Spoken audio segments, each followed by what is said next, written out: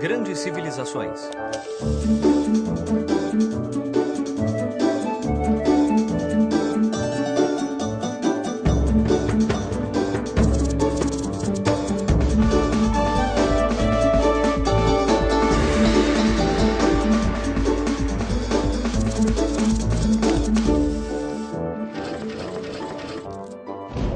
A Índia, primeira parte.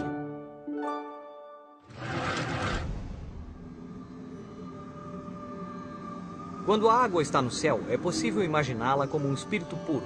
Então, quando cai na forma de chuva ou neve, ela conecta a pureza dos céus aos picos de montanha. Enquanto derrete, cada gota escorre e se junta a outras, formando um filete de água minúsculo.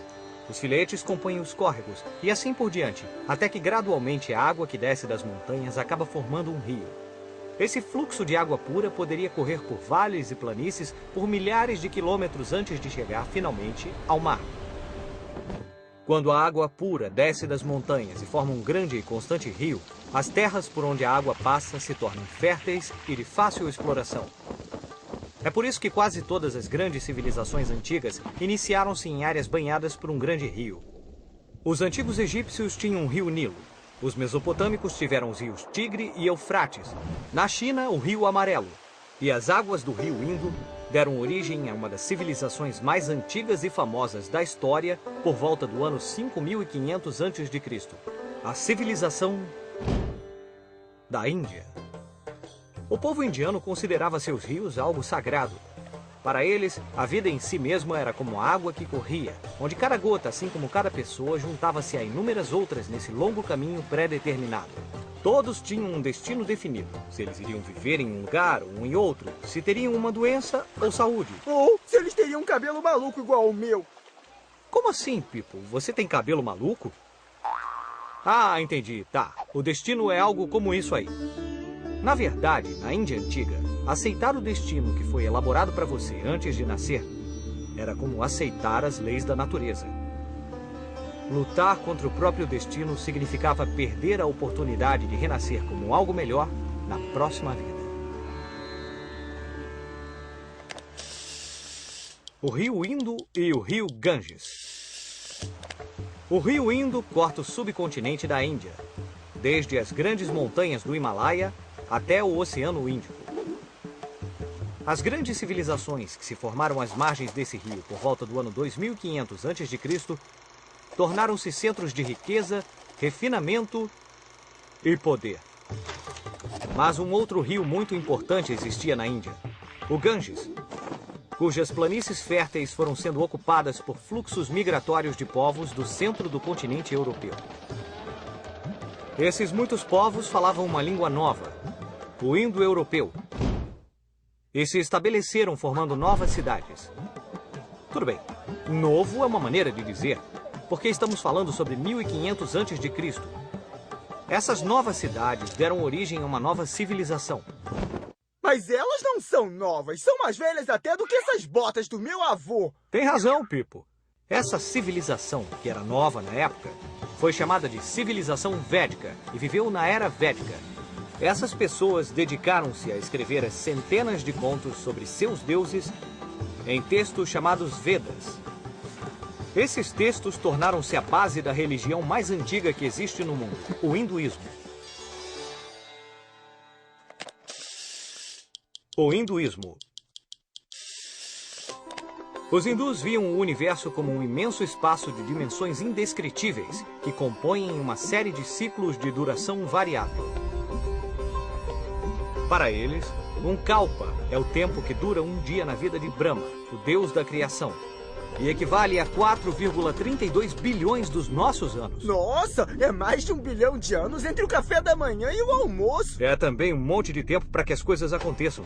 Você vê, o hinduísmo e suas tradições são tão ricos que não há uma pesquisa que possa abarcar todas as histórias e ensinamentos que o compõem. Dizem que existem 330 milhões de deuses e deusas, e inúmeras histórias sobre todos eles. Nessas histórias, os deuses ou evoluem, ou perdem alguns de seus poderes, ou se disfarçam, se transformando em animais, ou fornecem luz para outros deuses, e assim por diante. Mas para simplificar, vamos falar de 3 deuses principais. Primeiro, o deus Brahma, o deus da criação, que tradicionalmente é descrito como tendo 4 cabeças e 4 braços. Segundo, o deus Shiva, que é frequentemente descrito como tendo 3 olhos. Shiva representa a destruição e transformação, e muitas outras coisas. Ele é o mestre da yoga, concede misericórdia e tem compaixão. Ele está associado com música, dança e muito mais. Mas vamos voltar a Brahma. Algumas tradições ensinam que Brahma não tem mãe, mas nasceu no início do universo, numa flor de lótus no umbigo do outro deus. Esse deus é responsável por manter o universo vasto e manter tudo em seu lugar. Seu nome é Vishnu. Vishnu pode adotar formas terrenas, como os outros deuses às vezes fazem. Assim, se a Terra fosse ameaçada por alguma coisa, Vishnu poderia descer e ajudar a humanidade. Algumas tradições ensinam que da última vez que ele veio à Terra, veio como Krishna. E antes, ele veio como Rama. As histórias de Rama e Krishna são 2 das mais famosas histórias épicas indianas, o Ramayana e Mahabharata. O sistema de castas.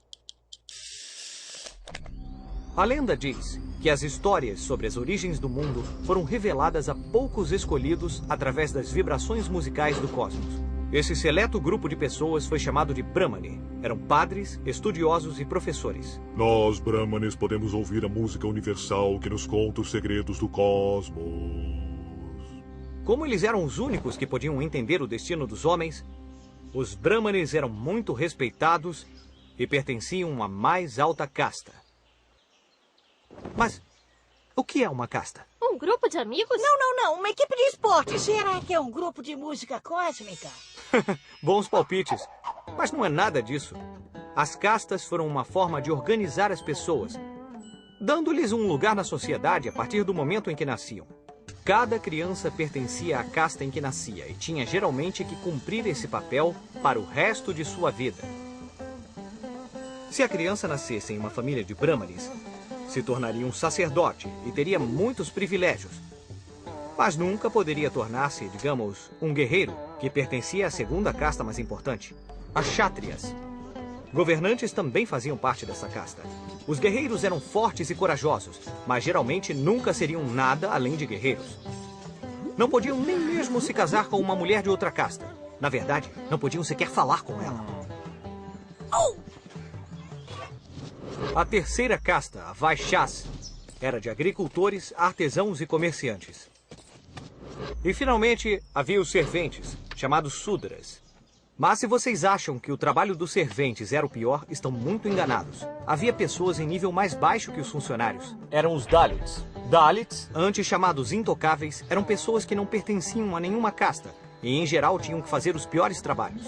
Dalits não podiam beber das mesmas fontes de água como as outras pessoas. Ninguém jamais poderia tocá-los, ou até tocar suas sombras. Se isso acontecesse, a pessoa viria a ser contaminada e teria que ser purificada. Ser um Dalit era definitivamente muito duro. Vamos usar nossa bússola do tempo para ver o que estava acontecendo nos outros lugares do mundo nessa mesma época. No Egito Antigo, por exemplo, o faraó estava no topo da sociedade. Assim como um Brahmane na Índia, o faraó era considerado um ser divino. Abaixo dos faraós vinham os sacerdotes, que estavam encarregados de servir aos deuses. Depois dos sacerdotes eram os escribas, cuja maior habilidade era saber escrever. Abaixo deles estavam os soldados do exército, que eram responsáveis por proteger e garantir a unidade do império. Depois vinham os comerciantes e artesãos. E um pouco mais abaixo deles, os agricultores. A classe mais baixa no Egito era daqueles que tinham a fazer os piores trabalhos, os escravos. Ah, igualzinho aos Dalits na Índia. Parecido, mas não igualzinho. Em primeiro lugar, os Dalits na Índia não pertenciam a nenhuma casta, o que significa que não eram sequer considerados membros da sociedade e não tinham direito algum. Em segundo lugar, na Índia, quando alguém nascia em uma casta, não tinha outra opção senão continuar nela por toda a vida.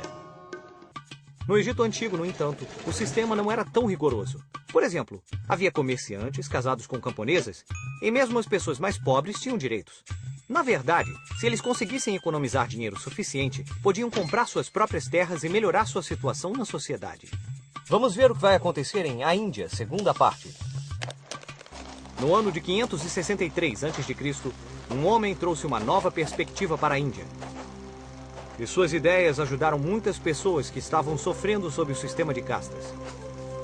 Este homem se chamava Siddhartha Gautama, mas com o tempo ficou conhecido como Buda. O jovem Siddhartha era o principal herdeiro de um pequeno reino. Seu pai o amava e não queria que ele sofresse. O jovem príncipe foi isolado num palácio maravilhoso, cercado por diferentes prazeres, funcionários e música agradável. O pai tentou esconder de Siddhartha a verdade sobre o envelhecimento, a doença e a morte.